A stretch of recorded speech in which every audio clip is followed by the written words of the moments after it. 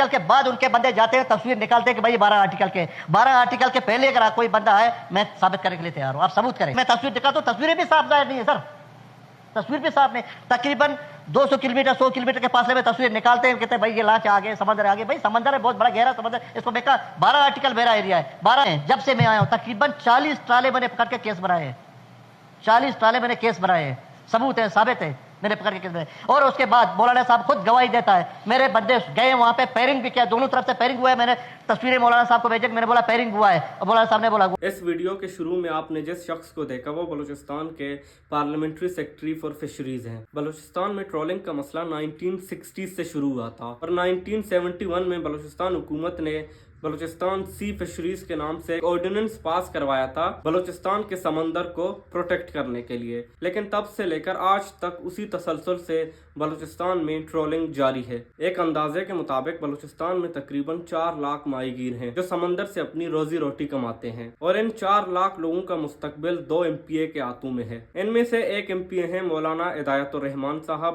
جنہوں نے 2024 کے الیکشن سے پہلے گوادر کے لوگوں سے وعدہ کیا تھا کہ جب وہ بلوچستان اسمبلی کے ممبر بنیں گے تو وہ بلوچستان میں ٹرولنگ کو مکمل طور پر بین کروا دیں گے۔ آج مولانا ہدایت الرحمان صاحب کو بلوچستان اسمبلی میں تقریباً 2.5 سال پورے ہو چکے ہیں، لیکن ان کی طرف سے اس مسئلے پر صرف بیان بازی نظر آتی ہے، بیان بازی کے علاوہ کوئی بھی کارکردگی نظر نہیں آ رہی۔ اور اوپر سے بلوچستان چلانے والوں نے یہ کرم کیا کہ انہوں نے برکت رند صاحب کو پارلیمنٹری سیکرٹری فار فشریز لگایا۔ برکت رند صاحب کو یہ تک معلوم نہیں کہ بلوچستان کا سمندری حدود کہاں سے شروع ہوتا ہے اور کہاں جا کر ختم ہوتا ہے۔ کتنا ظلم ہے ان 4 لاکھ ماہی گیروں پر کہ ایک شخص جو سلیکٹ ہو کر بلوچستان اسمبلی میں آیا، جس نے پیسے دے کر الیکشن جیتا، ان کا پریزنٹ اور فیوچر اس شخص کے ہاتھوں میں ہے۔ برکت رند صاحب کہتے ہیں کہ 12 آرٹیکل کے بعد ان کا حدود ختم ہو جاتا ہے۔ کیا کوسٹ گارڈ بلوچستان حکومت کے انڈر نہیں آتی؟ اگر نہیں آتی تو کیا بلوچستان حکومت وفاقی حکومت سے بات نہیں کر سکتی اس مسئلے پر؟